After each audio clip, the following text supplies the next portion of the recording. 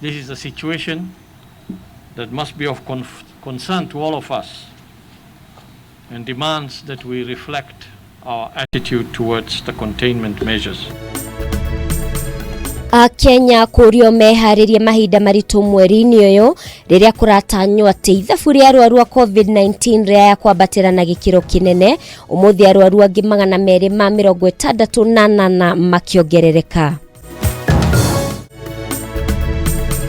Mere ya ciana igere iria ciorite kwa ihinda ria ciumia 3 hetuku mwena wa Athi River kuonekana ibuthiire ngari-ini thiini wa ceceni ya borithi ya Athi River. Na muthia ciana 4 iria cioragirwo ni mami wao mwena wa Naivasha kuhurukio mwena wa Kinangofu Nyandarua igongona-ini riria rikuihuritwo ni kieha kiingi.